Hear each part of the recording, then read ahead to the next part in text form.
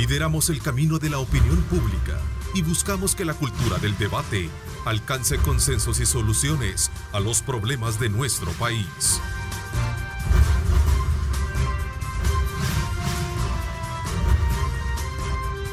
Diálogo con Ernesto López. Hola, ¿qué tal? ¿Cómo están? Qué placer enorme saludarles a ustedes como siempre. Gracias a Dios estamos acá reunidos, también en complemento a toda la transmisión que desde temprano usted tiene. Esta mañana en el estudio haremos un repaso sobre la necesidad de fortalecer la base laboral pública en nuestro país. Nos acompaña la licenciada Marjorie de Trigueros, ella es investigadora del Departamento de Estudios Legales de FUSADES. Bienvenida, Marjorie, gracias por acompañarnos. Muchísimas gracias, es un placer estar hablando, como usted bien lo dice, de un tema de país. ¿Cómo garantizamos que las mejores personas estén en el Estado? Así es, en efecto, también me acompaña Mónica Tobar, ella es investigadora del Departamento de Estudios Políticos de FUSADES y quien ha hecho precisamente un estudio bastante específico, ¿no?, sobre esta materia de la cual vamos a conocer esta mañana. Bienvenida.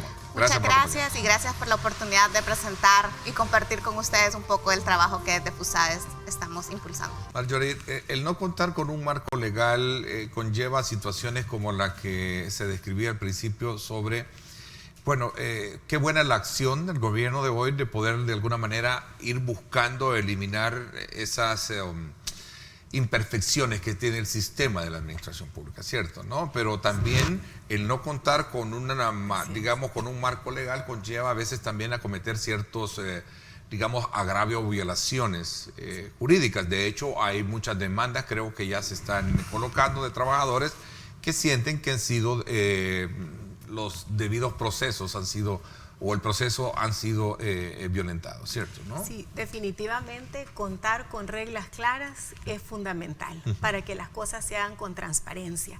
Una de las cosas más tristes, podemos decir, que ha pasado en el país es que esta ley desde 1961 ha sufrido reformas, pero las reformas no han sido suficientes para garantizar justamente ese mérito. Entonces ahora, cuando nosotros vemos que un nuevo gobierno llega, decimos, ok, tenemos ahora la oportunidad que ya hay un proyecto de ley moderno que garantice el mérito. No es perfecto el proyecto que está, pero creemos que debería de iniciarse la discusión y luego decir, ok, se ha hecho esto en el pasado, pongamos un alto, porque está bien que se corrija lo anterior, pero ¿cómo prevenimos de que se siga haciendo? Nosotros como FUSADES y como parte del equipo impulsor para una reforma de la función pública, creemos que necesitamos una nueva ley que dé reglas claras y que corrija cosas del pasado. Y le comento un poco, lo que ha ocurrido es que esta ley ni siquiera tenía un ente rector, es decir, no había aquel, si nos vamos al fútbol, digamos, no tenía un referee que estuviera ahí o un árbitro pitando si había una falta. Entonces, cuando una ley tan importante como garantizar que los mejores lleguen a dar los servicios públicos no tenía esa institución que estuviera velando para que se cumpliera, entonces esto ha sido una de las debilidades más grandes que ha tenido digamos, este pasado en cuanto a la función pública de El Salvador. En este nuevo marco normativo, una de las cosas que nosotros vemos muy positivo es que se va a incorporar esta nueva institución. Segundo, otra cosa que no ha tenido la ley anteriormente, Ernesto, es el tema de evaluaciones de desempeño. Es decir, que se contrataba, pero una vez que se contrataba, no se evaluaba periódicamente cuál había sido su desempeño. Y eso es importantísimo porque la evaluación de desempeño le permite a uno ver si hay áreas de mejora, entonces hay que tomar acciones para capacitar. Y entonces ahora, con este nuevo proyecto de ley de aprobarse, se garantiza al servidor público que va a recibir una capacitación permanente y constante. Y yo quisiera tomarme un momento aquí para decir que nosotros vemos esto desde dos perspectivas. La primera es obviamente como ciudadanos, donde decimos queremos que los mejores servicios se nos presten, queremos salir a la calle y que haya seguridad, que si vamos a un hospital público haya medicinas, que los niños vayan a la escuela y haya libros y buenos profesores, pero no nos olvidemos también del empleado público que también ha estado hasta cierta manera olvidado. ¿Por qué? Porque muchos servidores, se les hizo una encuesta en 2010 que fue bien interesante, interesante ver, porque cuando usted veía los resultados de esta encuesta que se le hacían a los mismos empleados públicos, decían lo mismo que decimos la sociedad civil: no hay mérito, los ascensos se hacen por cuello, decían, aquí no hay incentivos para capacitarnos, se mandan a las capacitaciones a los más cercanos al titular y muchos entran sin mérito. Entonces, cuando nosotros vemos, como país, todos queremos lo mismo. El problema que ha pasado es que no nos hemos sentado a tener ese diálogo que se necesita y que ahora está la oportunidad en la Asamblea Legislativa para poder exigir que se apruebe un nuevo marco normativo. Bueno, nosotros justamente también para esta investigación, junto con Marjorie, hicimos una revisión de estos anteproyectos. Lo que sucedió, y hay que ser enfáticos también en esto, la ex Secretaría Técnica y de Planificación de la Presidencia, a través de la Dirección de Profesionalización del Estado, tomó la tarea de desarrollar este nuevo marco legal para poder derogar la Ley de Servicio Civil, que, como ya decía Marjorie, está próxima a cumplir 60 años. En 2014, me parece, si no usted me corrige, Marjorie, con las fechas, se presenta desde sociedad civil un proyecto de ley de la función pública, y luego es hasta diciembre de 2017 que la Secretaría Técnica de la Presidencia, a través del ministro de Gobernación de ese momento, introduce para discusión la Ley de Servicio Público. Esta última pasó por un proceso de consulta bastante amplio. Se hizo el esfuerzo desde la Presidencia de consultar con la Organización Internacional del Trabajo, con los grupos sindicales, incluso con otras autoridades rectoras en la materia, como el caso de Costa Rica y Colombia, para revisar el articulado y esta propuesta. Sin embargo, a pesar de que están los dos anteproyectos en la Asamblea, no se ha movido. En el caso de los sindicatos también vale la pena aclarar que no son todos los sindicatos los que están en contra de esta iniciativa. Creo que hay mucha desinformación y que en la medida en que empecemos esta discusión como país, podemos ir generando consensos que nos permitan empujar mejor esta ley que tanto nos urge. En resumen, ¿cuáles son, a criterio de ustedes, los 3 o 4, no sé cuántos elementos claves que debe de tener una nueva ley que permita corregir estos males que por años hemos tenido en la administración pública? Una pregunta fundamental, Ernesto, y la primera es que sea un marco normativo que garantice que solo aquellos que tengan el mérito para ser empleados públicos van a entrar. Es decir, que queremos establecer criterios, queremos establecer la idoneidad y la aptitud como puerta de entrada para la administración pública, y eso es algo que ya lo dice la Constitución. En 1983, la Constitución claramente en su artículo 219 establece que esto debe ser el criterio para entrar a la administración pública, pero la ley, que data de 1961, es preconstitucional. Entonces, para poder garantizar este mérito, esta aptitud, debemos realmente poner los parámetros claros en la ley, y creemos que este proyecto que se está discutiendo cuenta con varios elementos importantes. Ahora bien, segundo, necesitamos también que esta ley genere incentivos para los mismos empleados públicos. Necesitamos garantizar que tengan capacitación, necesitamos que también ellos se sientan dignificados, porque ahora, y no me dejarán mentir, que muchos cuando dicen soy empleado o funcionario público,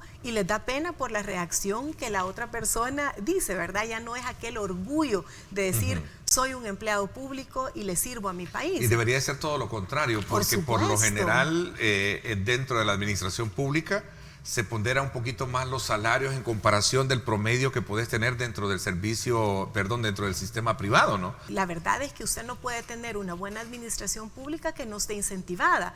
Si nosotros vemos un Estado, el Estado no es que solo sea una institución, el Estado es la suma de sus servidores públicos, y por eso es que esta ley también debe de garantizar que se capaciten constantemente. Y luego también creemos que deben de haber evaluaciones de desempeño que no se dan, porque de la única manera que podemos ver a dónde está la debilidad y cómo ir mejorando esos aspectos es a través de las evaluaciones de desempeño.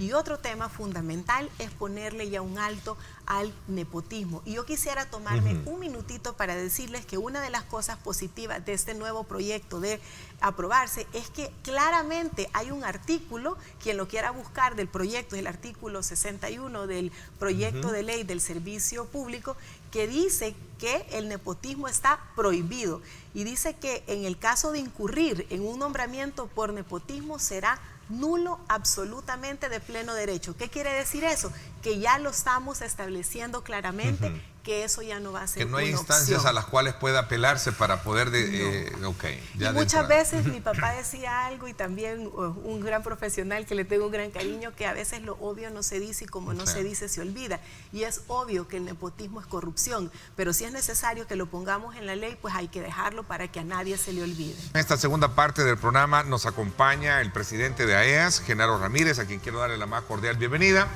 para hacer un examen sobre el transporte colectivo, aquellos aspectos desafiantes que por años hemos discutido.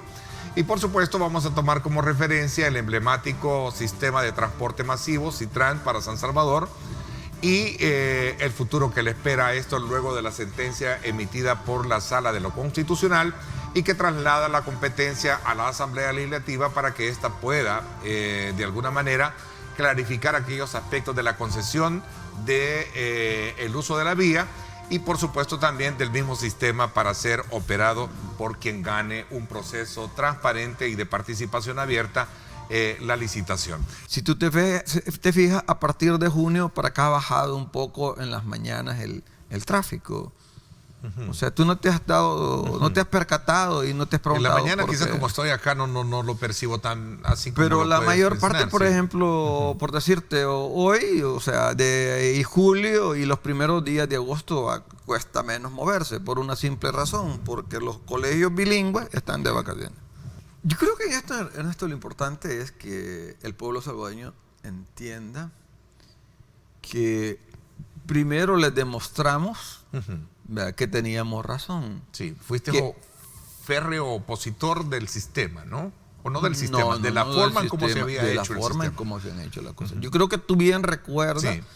Primero, te insisto, porque tú trabajaste conmigo en la época que nosotros intentamos hacerlo. Tú estuviste en la reunión en Casa Presidencial con el Comité Económico, que lo presidía en esa época Juan José Dabú. Sí, recuerdo. Miguel Lacayo, sí. González Giner. Estaba fue también, la administración. Estaba no Quirós, sé si fue Flores Calderón Sol, desde Quirós, entonces fueron, ¿no? Quirós, sí, ahí estaba. Sí, o sea, estaba todo el grupo. Se les presentó el proyecto. Que se les presentó el proyecto. Y fue la última vez que no recibieron. Sí. Bueno. O sea, me quieres decir de que el esfuerzo ha valido la pena, pero hay que transparentarlo e impulsarlo. Yo creo que en esto sí. O sea, yo creo que no es justo que a un grupo de transportistas que han dejado su vida, ya que han hecho grandes esfuerzos por ver. Y hoy que la situación cambia y que puede haber algo diferente, se les pretende sacar a patadas, no siquiera dignamente como lo hizo Panamá. Prolongan el Citran. Es la única ruta, ¿me entiendes?, urbana que puede entrar a dar el servicio a esa, ¿cómo se llama?, a esa terminal, violentando abiertamente lo que es el 110 de la Constitución, que donde habla sobre los monopolios. Y lo que se creó fue prácticamente un monopolio. Al permitir que únicamente las rutas del Citran pudieran entrar a esa terminal, les estaban generando básicamente un monopolio. Entonces yo creo que aquí habría que investigar a los prestanombres, porque ahí hubo un concierto de situaciones que se dieron de la licitación privada, de los vistos buenos, de las resoluciones razonadas y se sobreentiende, como lo denunció el Faro, de que hubo dinero por debajo de la mesa. Incluso yo estuve durante 10 años denunciando que a mí me habían ofrecido dinero para que entrara en ese proyecto, para poderlo echar a andar sin que no hubiera oposición. Y sin embargo, aquí nadie me quiso escuchar. Yo fui a interponer la respectiva denuncia a la Fiscalía General de la República de todo lo que se estaba dando, de las violaciones incluso a resoluciones de la Sala de lo Contencioso, y no se hizo absolutamente nada. Pero ahora, transcurridos los años, voy a correr en el tiempo también, ya se nos concluye, pero debe continuar bajo qué condición ahora, una vez interpretando bien, como tú dices, esa resolución. Bueno, es que incluyéndolos a todos los transportistas. No a mi juicio. Siendo los mismos dueños, porque entendería yo que el Citran Comunidad tiene dueño, ¿no? Hay algo ahí legal, entiendo, ¿no? Pues sí, ahí están los verdaderos dueños, es SI 99 de Colombia. De Colombia. Los verdaderos dueños es Alba Petróleo, que habría que investigar también quiénes están detrás del gobierno de Mauricio Funes, si hay o no. ¿Alba Petróleo es dueña de Citran?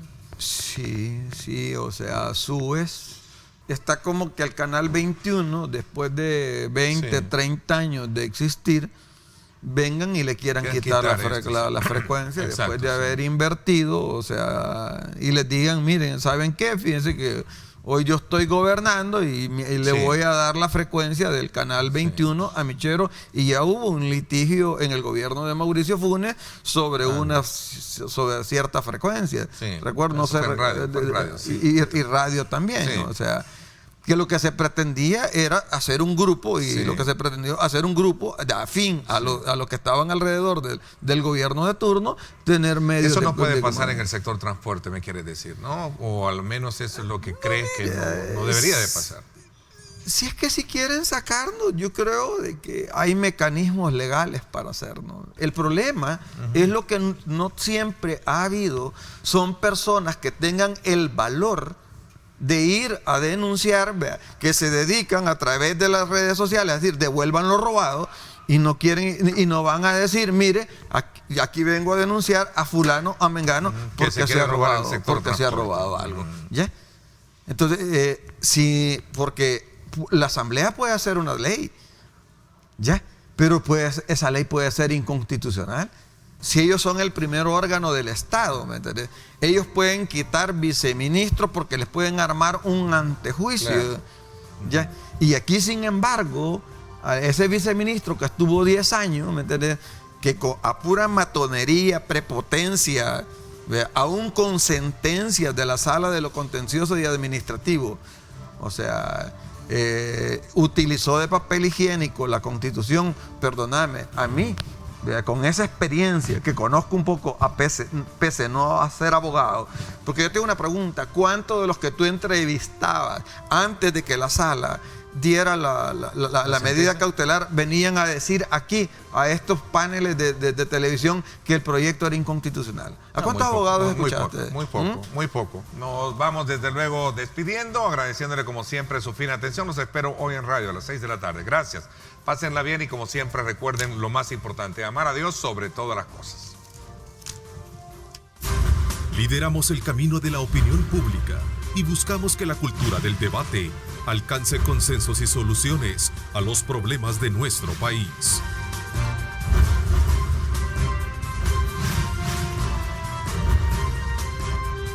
Diálogo con Ernesto López.